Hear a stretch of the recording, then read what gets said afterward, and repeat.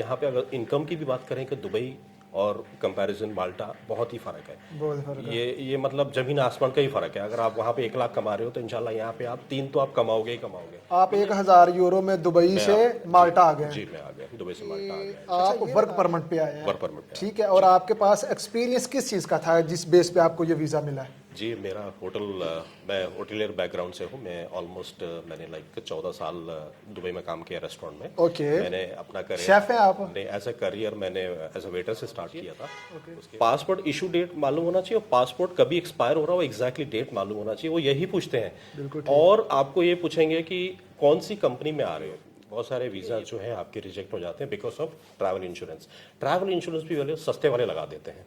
उनकी भी एक रिक्वायरमेंट है कि ट्रैवल इंश्योरेंस मिनिमम ये कवर होने चाहिए। मिनिमम 30,000 यूरो के आपकी वो ट्रैवल इंश्योरेंस होती है। तो आप इसमें, ये मेरा पर्सनल एक्सपीरियंस है, अगर आपने ये पॉइंट को अगर पकड़ के आपने अगर यही पॉइंट पे अगर आपने काम किया तो 100% आपने माल्टा आना ही है।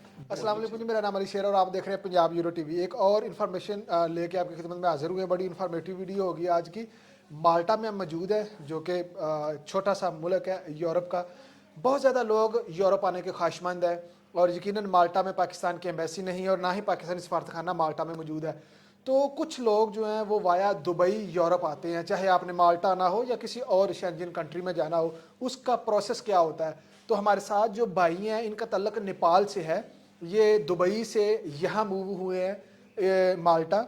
ये होल प्रोसेस समझाएंगे कि वहाँ पे इनका कितना टाइम लगा, क्या डॉक्यूमेंटेशन का प्रोसेस होता है दुबई में कि आप यूरोप मूव कर सके। यकीनन बहुत ज़्यादा लोगों के लिए इसमें इंफॉर्मेशन होगी और बहुत ज़्यादा कम्युनिटी हमारी दुबई में इसीलिए जाती है कि वो यूरोप मूव कर सके। तो उन तमाम लोगों के लिए ये इंटरव्यू बड़ी अहमियत का अमल होगा। हमारे साथ जुड़े रहिए। Sir thank you very much. Hello, कैसे हैं आप? मैं ठीक हूँ sir, thank you very much. अपना नाम बताएं। सर मेरा नाम मनीराम गैरे है। ओके। मैं नेपाल से बिलोंग करता हूँ। कितना टाइम हो गया यहाँ रहते हुए? मुझे आके ज़्यादा टाइम नहीं हुआ, अभी समथिंग 2 महीना होने जा रहा है सर। 2 महीने हुए। ओके। थोड़ा सा नाजरीन को बताएं कि डॉक्यूमेंटेशन क्या चाहिए होती है। जब आप दुबई में थे तो कितना टाइम लगा और क्या क्या डॉक्यूमेंट्स थे, प्लीज? जी हाँ, एक्चुअली शुरू में जब आप वर्क परमिट के लिए अप्लाई करते हैं तो बेसिकली आपको लगते हैं 3 डॉक्यूमेंट, जो कि एक होती है आपकी ट्रैवल डॉक्यूमेंट जिसको पासपोर्ट बोला जाता है। ओके। आपकी वैलिड होनी चाहिए, मिनिमम उसकी 8 महीने की उसकी वैलिडिटी होनी चाहिए। और आपको दूसरा लगेगा यूरोपास सीवी, जो आपको ऑनलाइन में खुद बना सकते हैं। अगर आपको आइडिया नहीं आ रहा तो कंसल्टेंसी भी आप वो कर सकते हैं। और फिर तीसरा आपका रहेगा एक्सपीरियंस लेटर। वो एक्चुअली मस्ट रहता है। अगर आपका एक्सपीरियंस है तो उससे फिर आपका क्या होता है, चांसेस भी बढ़ जाते हैं और फिर आपकी जो अप्लाई करने की डॉक्यूमेंट है वो भी स्ट्रांग हो जाती है। बिल्कुल ठीक है। तो ये 3 डॉक्यूमेंट आपको पहले चाहिए होते हैं शुरू में, वो जो मैंडेटरी है, जिसको आप वर्क परमिट के लिए अप्लाई करते हैं। और वर्क परमिट अप्लाई करने के लिए अभी आपका जो माल्टा का जो फीस है, अगर आप चेक भी करेंगे वेबसाइट में तो 300 यूरो है। जो कि पहले 2.80 समथिंग था, तो रिसेंटली अभी बढ़ के 300 यूरो हो गया है। बिल्कुल ठीक है। ठीक है, तो आप जब एक बार उसको अप्लाई कर देते हैं तो फिर आपको अराउंड उसमें उसकी जो टाइमिंग रहती है with in 2 month to 3 month के अंदर। ओके। मैक्सिमम 3 मंथ के अंदर आपका वर्क परमिट इशू हो जाता है या आपको रिप्लाई आ जाता है? या रिप्लाई आ जाता है। मोस्टली क्या होता है, वर्क परमिट में इतना इश्यूज नहीं होता, आपका आ ही जाता है। आ ही जाता है जी। अच्छा, इसके लिए कोई बैंक स्टेटमेंट की भी जरूरत होती है या नहीं? नहीं, अभी रिसेंटली मैं तो आया हूँ दुबई से, तो मुझे तो नहीं लगा बैंक स्टेटमेंट अभी तो नहीं ये लगा। 3 ही डॉक्यूमेंट्स चाहिए और 3 माह का प्रोसेस है और 300 यूरो आपने फीस बताई है। जी सर। और इसके अलावा टिकट के एक्सपेंसिव है। टिकट के एक्सपेंसिव। जब आपका वर्क परमिट आ जाता है तो फिर आपको वीएफएस करना पड़ता है। ओके। तो वीएफएस के लिए भी 250। ये जरा एक्सप्लेन कर दें, ये क्या है वीएफएस? वीएफएस होता है, ये आपकी माल्टा एम्बेसी होती है जो दुबई में भी है। अगर आप पाकिस्तान में है तो पाकिस्तान से अगर आप वाया दुबई आ रहे हैं तो दुबई में आपको माल्टा एम्बेसी मिल जाएगी, जहाँ पे आपको अपॉइंटमेंट लेनी पड़ती है थ्रू ऑनलाइन। तो अपॉइंटमेंट लेने के बाद जब आप उसके अपॉइंटमेंट का प्रोसेस करते हैं, अपॉइंटमेंट लेने के टाइम पे आपको उनकी आइडेंटिटा हो गया, अभी पहले आइडेंटिटी था, तो उनकी फीस है 250। पहले थी, अभी 300 हो गई है। तो नहीं, 280 समथिंग है उनकी। आई एम नॉट श्योर 280 है, 250 समथिंग है, 300 के आसपास में है। ओके। तो एक बार वो अपॉइंटमेंट लेने के बाद फिर आपका ऑनलाइन उनको पेमेंट करना पड़ता है। और ये वर्क परमिट आने के बाद का प्रोसेस है? आने के बाद का प्रोसेस है। जो वीएफएस के लिए आप डॉक्यूमेंट सबमिशन के लिए जाते हैं ना, बिल्कुल ठीक है, यानी जैसे ही माल्टा से आपका वर्क परमिट आएगा देन आपने फिर एम्बेसी जाना है। एम्बेसी जाना है तो एम्बेसी भी आप डायरेक्ट नहीं जा सकते, आपको अपॉइंटमेंट लेना पड़ेगा। अपॉइंटमेंट लेने के टाइम पे आपको वो पेमेंट पे करनी कितने टाइम पड़ती है। की अमूमन दे देते हैं अपॉइंटमेंट? आफ्टर 2 मंथ्स की, 3 मंथ्स की, क्या आपका क्या एक्सपीरियंस है? As per the availability actually क्या होता है माल्टा में, क्या एक सीजन रहता है। अगर आपका सीजन है तो सीजन के टाइम पे आपको अपॉइंटमेंट मिलना थोड़ा टाइम लग जाता है, क्योंकि बहुत रश रहता है माल्टा में, मतलब उनकी एम्बेसी में बहुत सारे फाइलिंग होती है तो थोड़ा टाइम ले लेता है। बट जैसे ऑफ सीजन बोले जाए तो अब जैसे ठंडी पड़ जाती है यहाँ पे माल्टा में, फॉर एग्जांपल दिसंबर, जनवरी, फरवरी, तो ये 3 महीना आपका बेस्ट टाइमिंग है यहाँ पे आने का, माल्टा आने का। जो आपके जो प्रोसेस है बहुत ही जल्दी हो जाते हैं। वर्क परमिट आने के बाद जब आप अपॉइंटमेंट लेते हैं आपको मिल जाता है 10-15 दिन लाइक के अंदर आपको अपॉइंटमेंट मिल जाती है। बिल्कुल ठीक है, 1 महीने के अंदर आपको अपॉइंटमेंट मिल जाएगी। बिल्कुल ठीक है। तो अपॉइंटमेंट में आपको क्लियरली मेंशन किया जाता है, उसका टाइमिंग मेंशन किया जाता है कि 15 मिनट पहले आपको वहाँ पे पहुंचना है एम्बेसी। वो सर्टेन टाइम वो लोग मेंशन करते हैं आपको ईमेल में। ठीक। तो उसमें वहाँ पे जाने के बाद फिर आपको डॉक्यूमेंटेशन चाहिए। आपको तो एक चाहिए, आपको एयर टिकट चाहिए, टिकट ट्रैवल जिसको बोलते हैं, आपको ट्रैवल टिकट। जी जी। जो जरूरी नहीं कि आपने कंफर्म टिकट लेना है, आप इसको डमी टिकट भी लगा सकते हैं, बट मेक श्योर वो डमी टिकट आपकी ओरिजिनल होनी चाहिए। बिल्कुल ठीक, सिस्टम में हो। सिस्टम है, ऐसे नहीं कि किसी ने आपको टिकट दे दिया और उसमें आपने फिर एडिटिंग करके आपने बना दिया। तो आइडेंटिटी माल्टा बहुत डीपली चेक करता है। भले ही वो, उनको ये फर्क नहीं पड़ता कि आपने डमी लगाई, उनको भी पता है कि आपने डमी लगाई है, बट उनको शो करना कि आपका ट्रैवल रूट क्या है, और डमी से पता लगाते हैं कि आपका ट्रैवल रूट क्या है। हाँ। तो पहले आपकी डमी टिकट, अगर आप अफोर्ड कर सकते हो तो कंफर्म टिकट ही लगाइए। उसके बाद आपकी सेकेंड थिंग रहती है VFS एप्लीकेशन फॉर्म होता है जो ऑनलाइन में आता है, आप वेबसाइट में जाके भी चेक कर सकते हैं। उनकी वीज़ा एप्लीकेशन फॉर्म हमेशा चेंज होती रहती है, तो इंश्योर करें कि लेटेस्ट वाली कौन सी है। ठीक है, तो वो वीज़ा एप्लीकेशन फॉर्म में आपने पूरा अपना वो डिटेल भरना है, उसमें आपको दिख जाएगा अगर आप प्रिंट आउट करोगे तो। उसमें आपने करेक्ट अपने पासपोर्ट नंबर, नाम, आपका डेस्टिनेशन, आपकी कहाँ से फ्लाइट है, कौन सी फ्लाइट है, कौन सी रूट है, वो बराबर से आपने उसमें मेंशन करना है। बिल्कुल ठीक है, क्योंकि ये सारे चेक करते हैं। फिर आपकी एक होती है ट्रैवल इंश्योरेंस। मैंने काफ़ी बार देखा है यहाँ पे लोगों को कि ये बहुत सारे वीज़ा जो है आपके रिजेक्ट हो जाते हैं because of travel insurance. Travel insurance भी वाले सस्ते वाले लगा देते हैं। उनकी भी एक रिक्वायरमेंट है कि ट्रैवल इंश्योरेंस मिनिमम ये कवर होने चाहिए, लाइक मिनिमम 30,000 यूरो की आपकी वो ट्रैवल इंश्योरेंस होती है। बिल्कुल। तो आप उसी को ही प्रिफेयर करें। हो सकता है अगर आप कर सकते हो तो कंसल्टेंसी में जाके आप डायरेक्टली जाके ऑफिस से आप लें, नहीं तो ऑनलाइन में भी बहुत सारी मिल जाती है कि मेक श्योर आपको मतलब जो यूरोप के मतलब जो ट्रैवल डॉक्यूमेंट उसमें मेंशन किया जाता है this is valid for all over Europe करके रहता है, तो उसमें 30,000 यूरो का आई थिंक समथिंग अमाउंट रहता है उसमें। ओके, तो उसके चार्जेस क्या है, एक्सपेंसिव? उसके चार्जेस भी अगर देखे जाए तो ज्यादा नहीं, 120-130 समथिंग यूरो है। ओके, तो ये इतना अहम है कि उसके ऊपर आपका वीजा रिजेक्ट भी हो सकता है, तो ये बड़ा मेन पॉइंट है जो आपने, बहुत ही बड़ा पॉइंट है।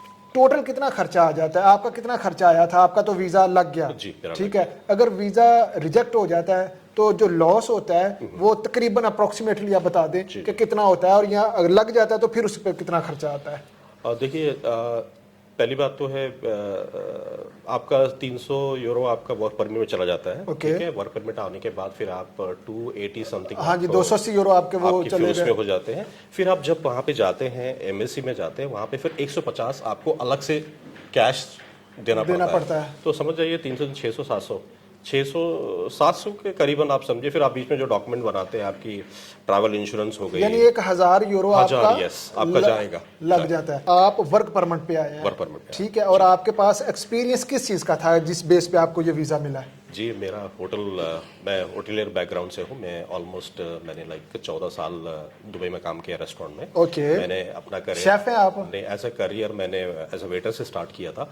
उसके बाद फिर मैं उसी कंपनी में मतलब मैं काफ़ी ग्रोथ हुआ। लाइक मेरी स्टार्टिंग करियर थी, I joined as a waiter actually. उसके बाद मैं सुपरवाइजर, कैप्टन बना, सुपरवाइजर बना, असिस्टेंट मैनेजर बना, फिर जाके मैं फ्लोर मैनेजर भी बना। ओके, तो मेरी ये आपकी सीवी थी सारी? जी, बिल्कुल ठीक है। मैं इतना बोलता हूँ कि आप आ रहे हैं पाकिस्तान से, अगर कहीं इंडिया से, नेपाल से, कहीं मतलब कहीं से भी आ रहे हैं, आपके पास मिनिमम 2 साल का एक्सपीरियंस तो होना ही चाहिए। क्योंकि यहाँ पे भी आइडेंटिटी माल्टा है ना, या कोई भी कंपनी आइडेंटिटी माल्टा हमेशा देखती है कि ये बंदा यहाँ पे आके सर्वाइव कर सकता है कि नहीं। इसके बाद मतलब वो जो बेसिक नॉलेज, बेसिक एक्सपीरियंस जिस काम के लिए आ रहा है वो है कि नहीं है इसके बिल्कुल पास। ठीक है। तो इस बेस में आपको मतलब 99% आपके चांसेस वीजा के लगते ही हैं। अगर आपके पास एक्सपीरियंस है। अच्छा ये बताएं कि क्या इंटरव्यू में वो ये पूछते हैं आपके एक्सपीरियंस के बारे में, और क्या इंटरव्यू में क्वेश्चन होते हैं, अगर इंटरव्यू होता है तो ये अहम चीज़ है। जरूर मैं आपको इंटरव्यू के बारे में ही बताता हूँ। वैसे हमने मतलब मेरे भाई ने और मैंने, हम दोनों ने अप्लाई किया था। तो हुआ क्या कि मतलब हम दोनों ने अप्लाई किया, मेरा इंटरव्यू नहीं आया बिकॉज मे बी मेरी सीवी स्ट्रांग थी या मेरा लक अच्छा था या क्या था, उन्होंने बुलाया ही नहीं आपको। मुझे इंटरव्यू में मतलब प्रेफर ही नहीं किया। तो मेरे भाई को, छोटे भाई को इंटरव्यू आ गया। हालांकि उसके पास भी 3 साल का एक्सपीरियंस था, लेकिन यहाँ का ना कुछ पता नहीं चलता एमबीसीएस का। अगर इनकेस आपके पास इंटरव्यू भी आती है तो घबराने की जरूरत नहीं है। यहाँ पे इंटरव्यू बहुत ही बेसिक आती है। इंटरव्यू आपको क्या आएगी, पहली बात तो इंटरव्यू आएगी जब उनको लगेगा कि कोई डाउट में, मतलब कोई डॉक्यूमेंट में कुछ दिख रहा है उनको कि मैं इसको क्लियरिफिकेशन क्लियर कर देता हूँ। ये डरिए मत कि इंटरव्यू आ गया, मैं मतलब मेरा वीजा रिजेक्ट हो जाएगा या कुछ गड़बड़ है या मेरा काम बिगड़ जाएगा, ऐसा कुछ नहीं है भाइयों। ये आपको देखना चाहते हैं कि ये बंदा है क्या, और अगर वो जो उनको क्लैरिफिकेशन चाहिए उसी बेस में से वो मतलब वो पॉइंट पूछना चाहते हैं कि हमें ये समझ में नहीं आया तो बताएंगे ये क्या है। तो बेसिकली इंटरव्यू में आपको क्या क्या क्वेश्चन आएंगे मैं आपको ये भी बता देता हूँ। क्वेश्चंस आते हैं जब आपका इंटरव्यू, आपको 2 दिन पहले आपको मेल आ जाएगा, ठीक है, आपको एक लिंक आ जाएगा, मेल आ जाएगा कि सो डे में आपका इंटरव्यू है तो आप प्रिपेयर रहिए। तो ठीक है, तो आपको पूछे जाएंगे, आप मतलब अपना जो है ना पर्सनल डिटेल अपना थारो कर लीजिए, जैसे आपका और जो भी आपकी सीवी है वो आपको याद होनी चाहिए। जैसे नाम, आपके नाम हो गए, आपको नाम बराबर याद होनी चाहिए, नाम की स्पेलिंग बराबर याद होनी चाहिए, आपके पासपोर्ट नंबर बराबर याद होनी चाहिए, पासपोर्ट इशू डेट मालूम होना चाहिए, और पासपोर्ट कभी एक्सपायर हो रहा हो एग्जैक्टली डेट मालूम होना चाहिए। वो यही पूछते हैं। और आपको ये पूछेंगे कि कौन सी कंपनी में आ रहे हो, ठीक है, ये बहुत बड़ी पॉइंट है, आप हमेशा याद रखिएगा कौन सी कंपनी में आ रहे हो, किस पोजीशन में आ रहे हो, और किस जगह पे आ रहे हो, और ये काम आपको कैसे मिला।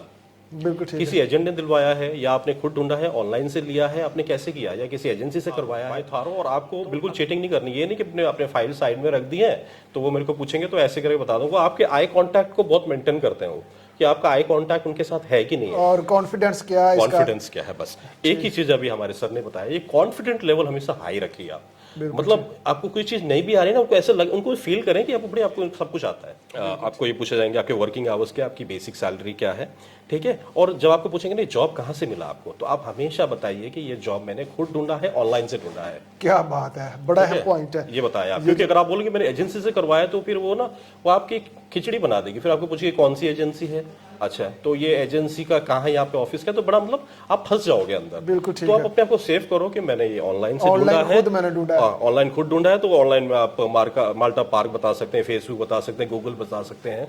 तो फिर बोलेंगे अच्छा गूगल से कैसे ढूंढा, फिर आप बोले मैंने ऐसे ढूंढा, गूगल में सर्च किया, कंपनी थी, उनको ये रिक्वायरमेंट थी, अच्छा तो फिर कैसे कांटेक्ट किया, तो ये भी पूछेंगे आपको। आप बोलोगे मैंने मेल किया, तो बोलेंगे अच्छा आपके पास उसका मेल का कुछ कॉपी है, फिर वो तो आपके पास नहीं रहता है। तो आप बेटर है कहें कि मैंने उनसे डायरेक्ट वर्बल कम्युनिकेशन किया, फोन में हमारी फोन कन्वर्सेशन हुई, और फिर मैं सिलेक्ट हुआ, और बाद में उन्होंने मेरे को कॉन्ट्रैक्ट लेटर, ऑफर लेटर भेजा। ऑफर लेटर जब मैंने यहाँ से साइन करके उनको वापस भेजा तो मेरी वर्क परमिट की जो प्रोसेस है वो शुरू हो गई। बिल्कुल ठीक तो आप इसमें, ये मेरा पर्सनल एक्सपीरियंस है। अगर आपने ये पॉइंट को अगर पकड़ के अगर यही पॉइंट पे अगर आपने काम किया तो 100% आपने माल्टा आना ही है। वैसे तो मैं रिसेंटली आया हूँ, 2 महीना हुआ है, लेकिन बहुत बहुत चेंजेस देखे हैं मैंने, क्योंकि दुबई और यहाँ पे अगर कंपैरिजन करें, हाँ दुबई और माल्टा का बहुत ही फर्क है। कि दुबई में क्या होता है, हम एक ही कंपनी में जाते हैं, मतलब जिस कंपनी में गए हमने उधर ही काम करना है, वहीं पे रहना है, ठीक है, आप बीच में इधर उधर कुछ कर नहीं सकते हैं। यहाँ पे क्या फ्रीडम ज़्यादा है। और यहाँ पे अगर इनकम की भी बात करें कि दुबई और कंपैरिजन माल्टा बहुत ही फर्क है, ये मतलब जमीन आसमान का ही फर्क है। अगर आप वहाँ पे 1 लाख कमा रहे हो तो इंशाल्लाह यहाँ पे आप 3 तो आप कमाओगे ही कमाओगे। मतलब एक छोटा पोस्ट में भी जो अगर क्लीनर में भी है तो भी वो भी 2.5 से 3 लाख पाकिस्तानी रुपीस कमा रहा है महीने की। आपके पास अगर डॉक्यूमेंटेशन पूरी है तो यहाँ पे बेसिकली क्या, आपके आने के बाद आपको 1-1.5 महीना लग जाता है टीआरसी बनाने के लिए। 1-1.5 महीने में हो जाता है वो। उसके बताता हूँ कि रीजन क्या है 1.5 महीने के, कि आप आते ही क्या होता है ना, यहाँ पे आने के बाद आपको मेडिकल करना पड़ता है, ठीक है। मेडिकल करने के बाद फिर जो मेडिकल है ना, वो मेडिकल की जितनी भी रिपोर्ट्स हैं हम जाके जिस कंपनी में आए हम अपने ऑनर को दे देते हैं। फिर वो ऑनर क्या करती है, हमारे हेल्थ डिपार्टमेंट से अप्रूवल लेती है। तो वो अप्रूवल आने में थोड़ा 10-15 दिन लग जाता है। पहले तो थोड़ा जल्दी आ रहा था, अभी थोड़ा किसी का जल्दी आ जाता है, किसी का टाइम लगता है, पर 15 दिन के अंदर आपका अप्रूवल आ जाता है। तो एक वो डॉक्यूमेंट है जो आपको मैंडेटरी चाहिए। दूसरी चीज़ आपको इंश्योरेंस करनी पड़ती है, यहाँ की जो लोकल इंश्योरेंस करनी पड़ती है, ठीक है। वो आपकी कंपनी करेगी? नहीं, वो कंपनी हमको गाइड करती है, एक्सपेंस हमारे रहता है, लेकिन कंपनी हमको फुल सपोर्ट करती है कि यहाँ ऐसे ऐसे करना है करके। Okay. तो यहाँ के डॉक्यूमेंट में बता देता हूँ आपको। पहले एक मेडिकल करना पड़ेगा, मेडिकल करने के बाद उसकी हेल्थ अप्रूवल आपको आपकी जो कंपनी आपको करवा के देगी। उसके बाद फिर आपने इंश्योरेंस करना है, जो लोकल इंश्योरेंस होती है यहाँ की माल्टा की, वो आपको करवानी है। वो 125 में आप जैसे फॉर एग्जाम्पल 2 दिन में बन जाता है। फिर एक आपका फूड हैंडलिंग कोर्स होता है, फूड हैंडलिंग कोर्स होता है, उसको फिर वो भी आप मतलब ऑनलाइन भी कर सकते हो या आप जाके वर्बली भी कर सकते हैं। और उसके बाद तो बाकी डॉक्यूमेंट तो आपके पास होते ही हैं। फिर उसके बाद हमें यहाँ पे फिर आईडी माल्टा से अपॉइंटमेंट लेना पड़ता है टीआरसी के लिए। ओके। तो वो अपॉइंटमेंट जब आपको मिल जाती है, फिर आपको ये सारे जो डॉक्यूमेंट्स आपके, जैसे आपके वर्क परमिट रहता है, इन्विटेशन जो कंपनी जो आपको लेटर, इन्विटेशन लेटर भेजती है, और यहाँ की जो आपकी हेल्थ अप्रूवल जो हो गई, और फिर आपका जो मेडिकल का क्या बोलते हैं, आपका जो फूड हैंडलर्स का जो सर्टिफिकेट हो गया, ये सारे सर्टिफिकेट फिर हम लेके जाते हैं आईडी माल्टा में अपॉइंटमेंट लेने के बाद। बिल्कुल ठीक है। और फिर जब मतलब वो सर्टन डेट का अपॉइंटमेंट होता है, तो वहाँ पे भी ज़्यादा टाइम नहीं लगता। बस वो फाइल जाके वहाँ पे सबमिट करना है आपको। जैसे आप उस फाइल को सबमिट कर देते हो ना, तो फिर आपको एक ब्लू पेपर करके आज मिल जाता है। तो ब्लू पेपर मिलने के बाद आप ना उसमें मेंशन किया रहता है अलाउड टू वर्क टेम्पररी करके मेंशन किया रहता है। जब तक आपका कार्ड नहीं आता है आप काम कर इस सकते हो, eligible ये लेटर से आप एलिजिबल हो, काम कर सकते ठीक है। बहुत शुक्रिया, आपने टाइम दिया। मेरा ख्याल है कि कोई चीज़ रही नहीं जो इन्होंने ना बताई हो, कि आपने अपने घर से लेके यहाँ लीगल होने तक उन्होंने सारी चीज़ें आपको स्टेप बाय स्टेप बताई हैं, समझाई हैं। ये चीज़ें चाहिए, और ये कितना इजी है अगर आपकी फ़ाइल ओरिजिनल है। यकीनन आप लोगों के नॉलेज में इजाफा हुआ होगा। मिलते हैं नेक्स्ट इन्फॉर्मेटिव वीडियो में। इजाज़त दें, फ़ी अमानिल्लाह।